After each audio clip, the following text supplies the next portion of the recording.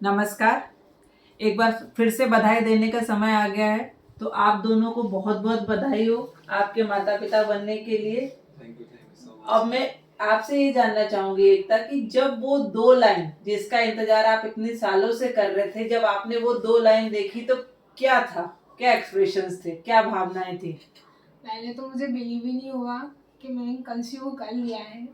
और पहले मतलब वो लाइन थोड़ी लाइट लाइट लग रही थी ना, तो मुझे कंफ्यूजन हुआ था। फिर मैंने इनको दिखाया, इन्हें देखा, और फिर इनका रिएक्शन देख के मुझे लग गया कि हाँ कंसीव कर लिया। इनका क्या रिएक्शन था? बिल्कुल। तो अब हम थोड़ा सा और पीछे जाएंगे कि आपकी मैरिज को कितने ईयर हो गए? 6 years कंप्लीट होने वाले हैं। 6 साल कंप्लीट होने वाले। तो 6 साल से कुछ ना कुछ तो आप लोग कर ही रहे होंगे। तो क्या क्या हम लोग कर चुके थे?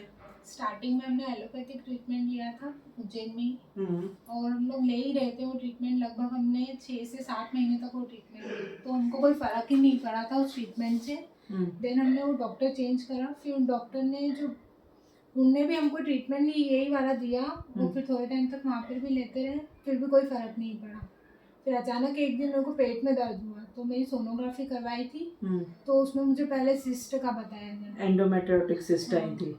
तो सिस्ट का हमने ट्रीटमेंट लिया, तो वहाँ पे मैम ने HSG टेस्ट का बोला, तो उससे मुझे पता चला था कि मेरी दोनों ट्यूब्स बंद है। फिर उन मैम ने बोला या तो ऑपरेशन करवाना पड़ेगा या फिर IVF, दो चांस है आपके पास, दोनों में से जो आप चाहो। तो मैं बहुत ज़्यादा डर गई थी, और फिर हम लोगों ने वो ट्रीटमेंट ही बंद कर दिया।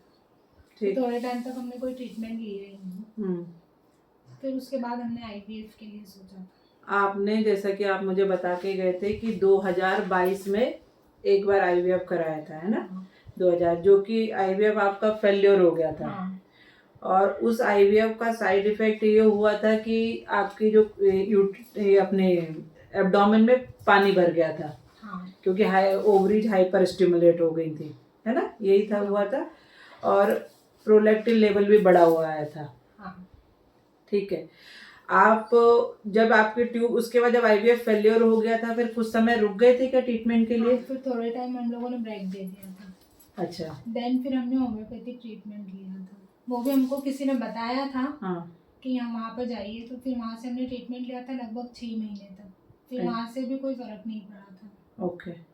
फिर वहाँ से भी लेने के बाद फिर हमने ब्रेक दे दिया था। अच्छा, मतलब चालू बंद करते रहते। फिर हम लोग सोच रहे थे कि कभी ऐसे हो जाएगा, कंसीव हो जाएगा। और फिर उस बीच मैंने पतंजलि की दवाई वगैरह भी ली थी। फिर यहाँ का किसने बताया? मेरी एक फ्रेंड है, मेरे साथ में टीचिंग करती थी, तो उसकी कजिन यहाँ से ही कंसीव हुआ था उनको, उनका भी ट्यूब ब्लॉक था। अच्छा। तो उनने बताया था कि वहाँ पर जाना एक बार। उनको खुद को भी आना था, बट पहले मैं आ गई उनसे। अच्छा, और कंसीव भी हो गए। हाँ। बिल्कुल ठीक है। देखिए, इस केस के बारे में अगर मैं डिटेल से आपको जानकारी दूं, ये जो केस था टिपिकली एंडोमेट्रियोटिक सिस्ट थी, एंडोमेट्रियोसिस का केस था। मैरिज को 6 साल हो चुके थे, और उसके बाद जब बहुत सारा ट्रीटमेंट कराने के बाद ये पता चला कि दोनों ट्यूब्स बंद हैं।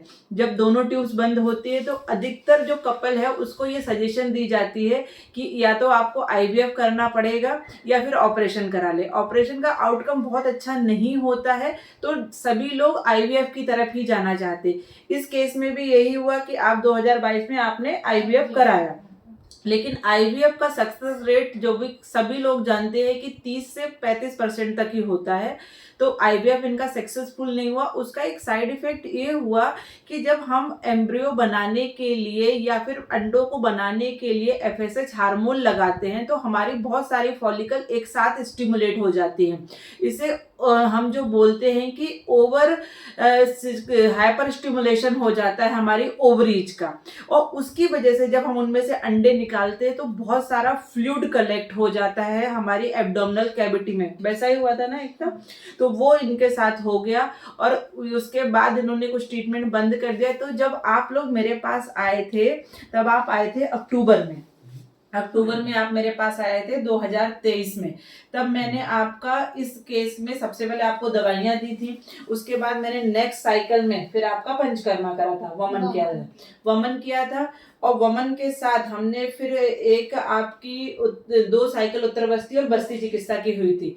तीसरी साइकिल हमारी हुई नहीं, तो पीरियड डिले हुआ, तो हमने चेक करा, यूपीटी पॉजिटिव आई, सोनोग्राफी करी, बच्चा फर्स्ट अटेम्प्ट में ही इंट्रा यूटेराइन कैविटी, मतलब जब ट्यूब्स बंद होती हैं तो वहां पे संभावनाएं रहती हैं कि कहीं बच्चा हमारे ट्यूब्स में तो नहीं रह जा रहा है। ट्यूब्स में अगर बच्चा यहाँ पे रह जाता है तो यहाँ पे हमारी एक्टोपिक प्रेगनेंसी के चांसेस बढ़ जाते हैं। अधिकतर पेशेंट्स को लगता है कि मैडम इतनी सोनोग्राफी क्यों करा रहे हैं, वो ये देखने के लिए कराया जाता है कि बच्चा हमारा यहाँ होना चाहिए। तो बच्चा यहीं पे था। उसके बाद जब अभी कल हमने 15 दिन के बाद फिर से सोनोग्राफी कराई है, तो बच्चे की हार्ट बीट बहुत अच्छी है, जो सैक है उसका साइज अच्छा है, और जो ग्रोथ है वो अकॉर्डिंग टू हमारी लास्ट पीरियड की डेट से है। तो इस केस में हमने बहुत फास्ट रिजल्ट लिया है, जो 3 महीने कोड करे थे उससे पहले रिजल्ट दिया है। तो एकदम मैं आपसे ये जानना चाहूंगी कि उन जो कपल परेशान हो रहे हैं, जैसे कि आपने बोला बहुत सारे लोग हैं जिनको आपने बताया, जो आपको अभी देख रहे हैं, जो आपको अभी सुन रहे हैं, उनको एक क्या मैसेज देना चाहेंगे कि किस तरह से उन्हें अप्रोच करना चाहिए in the case of infertility? Allopathic की जगह एक बार सबको ट्राई करना चाहिए आयुर्वेदिक, क्योंकि एलोपैथिक में सबसे बड़ा साइड इफेक्ट बहुत है। अपने केस में भी हुआ है, और हमने चाहते हैं कि कई दूसरे और भी कई व्यक्ति इनको साइड इफेक्ट हो या कोई खतरा हो या कोई दूसरी बीमारी शायद में और गिफ्ट में मिल जाती है। बिल्कुल मिलती है। हाँ। तो मेरा कहना सबसे अच्छा तो यही है भैया कि सबसे पहले आयुर्वेदिक को ही अपनाएं, और जहाँ तक हो सके एलोपैथिक को अवॉइड करें और आयुर्वेदिक को अपनाएं, और एक तरफ बिल्कुल नन्ही खुशियों की तरफ आपको पहला कदम बढ़ाना है, आपको आयुर्वेद अपनाना है। यहाँ पे एक चीज मैं और देखना चाहूंगी, जैसे कि आपने तो एक बार आईवीएफ कराया था, मेरे पास 5 आईवीएफ 3 आईवीएफ ऐसे आईवीएफ फेल्योर वाले लोग आते हैं, और जो एक लार्ज अमाउंट ऑफ मनी भी खर्च करके आते हैं और उनकी बॉडी भी पूरी ऑलमोस्ट बर्बाद करके लाते हैं। तो वहां तक पहुंचने से पहले आयुर्वेद को लास्ट आपको नहीं करना है, आयुर्वेद आपकी फर्स्ट चॉइस होनी चाहिए।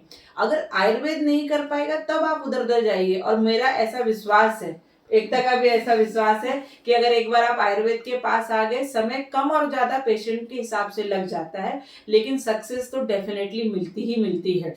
तो इसीलिए सबसे मैं यही कहूंगी कि नारी हो ना निराश करो मन को, आयुर्वेद से संभव है मातृत्व तुम्हारा, यही विश्वास दिलाओ मन को। नारी हो ना निराश करो मन को।